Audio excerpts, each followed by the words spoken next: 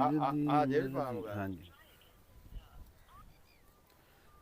अस्सलाम वालेकुम नाजरीन, आज हम मौजूद हैं जनाब जेलम डेयरी फार्म पे, जो जेलम के साथ दीना शहर है उसके करीब ही है।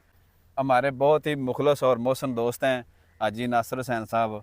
ये जनाब अमेरिका से वापस आए हैं, तो हमारे साथ पहले भी इन्होंने कुछ जो बिज़नेस एक्टिविटीज़ हैं वो हमारे साथ शेयर की थी, लेकिन अब हमने सोचा कि अब आपके साथ भी शेयर करते हैं। जी हाजी साहब, जब आप अमेरिका से वापस आए हैं, इधर से जो अमेरिका चला जाता है या यूरोप चला जाता है उसको उधर से नेशनैलिटी मिल जाती है, वो तो वापस ही नहीं आता, और आपने वापस आके फिर बिज़नेस भी चूज़ किया तो ये दुम्बों का। तो इनमें क्या आपको ख़ास बात लगी जो आपने ये बिज़नेस सेलेक्ट किया है? देखें, पहली बात तो ये कि भाई कहते हैं कि जो लोग यहाँ से चले जाते हैं उनका वापस आने को दिल नहीं करता, ये बात गलत है।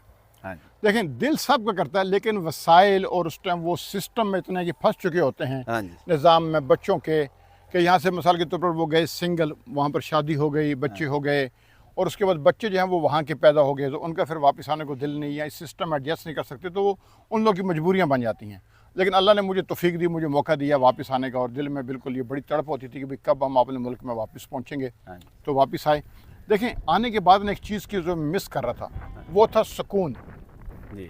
सुकून जो है ना वो कहीं से मिल जाए, तो ये अल्लाह पाक ने ये मुझे ज़मीन का टुकड़ा दिया हुआ था। माशाअल्लाह। तो यहाँ पर मेरे जहन में ख्याल आ गया, देखें भाई अगर मैं बकरियाँ या भेड़ें लेके आऊँ तो उनके साथ मैं अपनी ज़िंदगी को मसरूफ़ कर लूँ। जी। तो जो मैंने तजुर्बा किया मुझे बड़ा अच्छा लगा। तो अल्हम्दुलिल्लाह बड़ी रूहानियत है इसमें, बल्कि अब तो इतना दिल लगे कि भाई अल्हम्दुलिल्लाह सुबह की फजर की नमाज़ पढ़ते हैं और फार्म हाउस आ जाते हैं, और यहाँ से तकरीबन असर की नमाज़ पढ़ने के बाद जाने को दिल नहीं करता उस टाइम पे भी, लेकिन ज़ाहिर बात है घर जाना होता है, फैमिली है, तो वापस जाते हैं। देखिए सुकून आपने यहाँ पर देखे महसूस करना, कैसी प्यारी फ़ज़ा है, और साथ में जानवर हैं। जी है ना, जानवर भी इंसान से उसी तरह प्यार करते हैं जिस तरह इंसान जो है वो एक दूसरे से प्यार करता है। जी। अच्छा जी, दूसरी बात मेरी ये है कि ये जो हमारे नाज़रीन हैं उनको मैं बताना चाहता हूँ कि जो प्रोफेशनल लेवल पे ये बिज़नेस करते हैं दुम्बों का या भेड़ों का, वो तो ठीक है, आपने एक अच्छा एक सेटअप बनाया हुआ है। जो छोटे लोग हैं 5-10 भेड़ें रख के या दुम्बे रख के या 1-2 रख के, वो इससे अपना मुनाफा जनरेट कर सकते हैं। बिल्कुल कर सकते हैं, वो तो कोई मसला नहीं है, बल्कि देखें ज़्यादा की तरह तो मैं रखना ज़्यादा मुश्किल है, छोटों को संभालना बहुत आसान है। हाँ। बड़ा ईजी है, ख़ासतौर पर भेड़ बहुत ईजी है। सिर्फ और सिर्फ एक ही बात है कि आपने इनकी बीमारियों की लिस्ट बनानी है, जो कि वो सेम ही होती हैं, कोई इतना मुश्किल काम है ही नहीं है। चाहे आपके पास एक भेड़ है चाहे 2 भेड़ हैं, आपने इनकी सीज़न के साथ वैक्सीन करनी है। That's it. आप उससे बिल्कुल बहुत अच्छा मुनाफा ले सकते हैं, बहुत अच्छा। और दूसरी एक और बात भी है, जब एक मरतबा आपने इनके सिस्टम से सारी की सारी बीमारियों को क्लीन कर दिया और इनका दूसरी भेड़ों के साथ मिलना बिल्कुल नहीं है, तो उसके बाद तकरीबन 99% टाइम पे बीमारियां ख़त्म हो जाती हैं। लेकिन फिर भी इनको वैक्सीन करवाना हमारा फ़र्ज़ बनता है। लेकिन जो चीचड़ की जो वैक्सीन है उसका कोई एक्सक्यूज़ नहीं है, वो इनको आनी है, ख़ासतौर पर गर्मी के मौसम में, जिसको आप जुए भी कह लें, या ना, तो उसकी वैक्सीन आती है, वो करवा देंगे, फ़ौरन वो झड़ जाते हैं और वो मर जाते हैं। जी, वो भी कोई मसला नहीं होता कि आदमी परेशान हो जाए, अरे ये कैसे होगा, नहीं, उनकी एक वैक्सीन जो वो काम दिखा देती है। जी, ये बकरियों के साथ भी रख सकते हैं दुम्बों को? जी बिल्कुल आप रख सकते हैं, लेकिन फिर ये है ना कि दोनों की बीमारियां आपस में कंबाइन कर जाएंगी, तो मैं इस चीज़ को नहीं रिकमेंड करता। मतलब आप कहते हैं कि अलग, क्योंकि दोनों की बीमारियां भी अलग हैं। जी ठीक है। जैसे ये फ्लाक का सिस्टम होता है जी, कैटल फार्म पे भी होता है, ये पोल्ट्री फार्म पे भी होता है जी, कि एक फ्लाक बेच दिया और नया फ्लाक डाल दिया, ये भी ऐसे चल सकता है? मतलब जी बिल्कुल चल सकता है, लेकिन उसके अंदर आपको ज़रूरत से ज़्यादा मेहनत करनी पड़ेगी। क्यों? कि आपको दोबारा ख़रीदारी के लिए जाना पड़ेगा।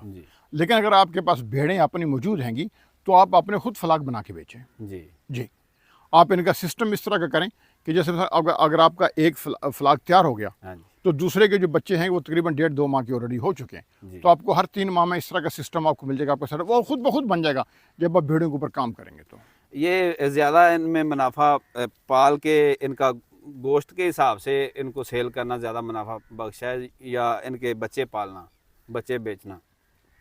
दोनों चीज़ें हैं। बड़े फार्मर के लिए बच्चे बेचना ज़्यादा प्रॉफिट है, छोटे फार्मर के लिए इसको तैयार करके कुर्बानी की ईद पे बेचना ज़्यादा प्रॉफिट है। जी, आखिरी सवाल है और नाज़रीन के लिए पैगाम भी है। हमारी साइड पे जो ज़्यादातर उधर ना पठान लोग लेके जाते हैं, पंजाबियों के पास ये दुम्बे वगैरह नहीं है। आपकी साइड कौन सी है?